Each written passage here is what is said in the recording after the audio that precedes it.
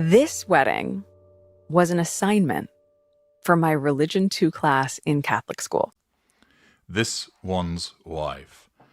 Sentebale, the clock is ticking for the Sussexes. Hello, I'm H.G. Tudor. Yesterday, there was a press release from the Charity Commission for England and Wales. It stated as follows: Sentebale, Charity Commission opens compliance case to assess concerns raised about the charity.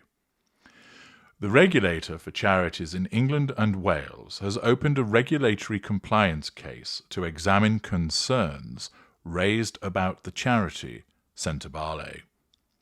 The Charity Commission is now in direct contact with parties who have raised concerns to gather evidence and assess the compliance of the charity and trustees past and present with their legal duties. The regulator's focus, in line with its statutory remit, will be to determine whether the charity's current and former trustees, including its chair, have fulfilled their duties and responsibilities under charity law. The Commission is not an adjudicator or mediator and is guided by the principle of ensuring trustees fulfill their primary duty to their charitable purpose and beneficiaries. After a period of assessing the initial concerns raised with the Commission, the regulator informed the charity on the 2nd of April 2025 it has opened a regulatory compliance case. The regulator has not made any findings at this time. Accordingly, concerns were raised with the Charity Commission. They have a sifting process, which is to get rid of spurious and vexatious and unmeritorious complaints. And I suspect that the bar is not particularly high for it then to advance to it being considered as something that has to be subjected to an investigation. And it is described as a regulatory compliance case. And this is to investigate the conduct of the current and former trustees, including its chair, which includes Dr. Sophie Chandauka, to assess whether they fulfilled their duties and responsibilities under charity law. Now, this means that a range of people are going to be looked at, because during Sentebale's lifetime, it has had 39 officers, 33 of whom have resigned. These include Carmel Gaillard, Sophie Chandauka, Dr. Hanzotti. Now, Dr. Hanzotti was only appointed on the 25th of March in 2025. Ditto, Dr. Margaret Ngozi Ikpo. Ditto, Narissa Naidu. Ditto, Ian David Rawlinson. Those are all new trustees that have just been appointed, other than Sophie Chandauka, who was appointed back in 2023, and hitherto had served as a trustee earlier on. There won't be much to unearth with regard to the conduct of certain of those trustees because they've been appointed less than a month. There's Catherine Ferrier, who was appointed in 2014 and resigned in 2019. Kedge Martin, appointed in 2010, resigned 2012. Geoffrey Matthews, 2006 to 2008. Richard Miller, 2019 to 2025. He resigned in January of this year. Jennifer Shields, 2008 to 2010. Timothy Boucher, 2014 to 2025. He resigned just recently, one of the long-standing trustees. Dr. Nicola Brewer, 2014 to 2022. Baroness Chalker, 2012 to 2024. Dr. Chamatama, 2015, resigned recently, 2025. Nigel Cox, 2011 to 2014. Charles Denton, 2008 to 2009. Mark Dyer, 2006 to 2025, another recent resignation.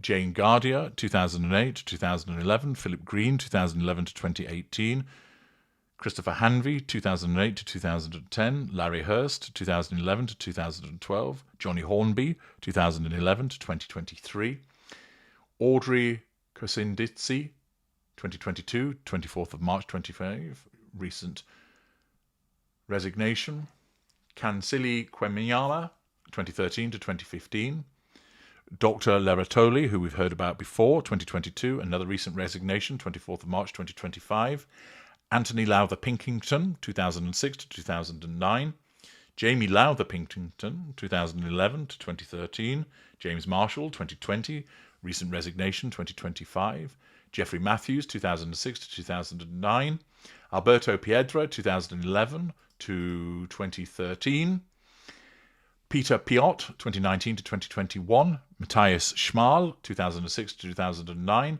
Thomas Scheber, 2006 to 2008, and Damien West, 2006, and a recent resignation to 2025. So you'll have identified the various trustees there who have recently resigned as a consequence of their walkout. You'll also notice that there are two names that are not included. The two princes, Harry and Sesio. They aren't trustees. And therefore, one thing to keep in mind in respect of this investigation is that it's not going to be looking at whether Harry has discharged his obligations, because he was simply the patron and wasn't a trustee. Therefore, there might be people thinking that there's going to be potentially some kind of conviction, some outcome, some potential punishment even, that might come his way. If the Charity Commission, following a statutory investigation, makes particular findings, then they can carry out enforcement action, and this would include making specific procedural improvements, requiring the expulsion of unsuitable trustees. Well, if it finds that certain trustees have been unsuitable, then it looks like many of them have already gone, and it could remove the organisation's charitable status altogether. Now, given the fact that Harry isn't involved with the charity at the moment, then if its charitable status was removed, that would naturally be embarrassing, but it wouldn't actually affect him directly because he's not involved with the charity at the moment, although there is a suggestion that he might look to return to it, although that does seem to become increasingly unlikely given the fact that Dr. Chandauka is chair. She's appointed new trustees. Harry's old guard, the boys' brigade that was surrounding him, seems to have been removed, and therefore the opportunity for them to come back in seems to be rather limited. Furthermore, the shitstorm that has surrounded the allegations concerning Harry's behaviour and that of this one's wife also makes it increasingly unlikely that he would be returning to the charity. Now, whilst it's unlikely that the charity can actually specifically issue any form of enforcement against Prince Harry, what is likely to come out of this is vindication for Dr. Chandauka and the highlighting of certain behaviours which have resulted in the complaints that have been raised with the Charity Commission. In other words, their investigative report is likely to make certain findings, and this is where the problem arises for the Sussexes, that the complaints that will have been raised by Sophie Chandauka about abuse and bullying and misogynoir may well be made out by the investigation, and many of these accusations have been levelled at Harry. And whilst it's not the case that any specific enforcement action could be taken against him, what it may well do is make a finding with regard to his behaviour impacting upon the discharge of the trustee's obligations. So, for instance, it may well be that certain trustees find themselves criticised for a failure to take certain actions and to protect the charity because of what Harry has done and how he has behaved. Dr. Chandauka certainly doesn't feel like she has anything to hide. of the investigation, she stated, "I welcome the Charity Commission's decision to proceed with a regulatory compliance case to consider the various governance, administration and management matters I first reported in February 2025. For completeness, I should mention that we initiated an internal governance review last year, the findings of which we will share with the Charity Commission." Interesting. It appears that there is a document that already exists, and I suspect that that document already contains evidence of inappropriate action and behaviours by Harry and potentially also this one's wife, in line with the concerns that Dr. Chandauka has raised in her recent interview with the Financial Times and also with Sky News.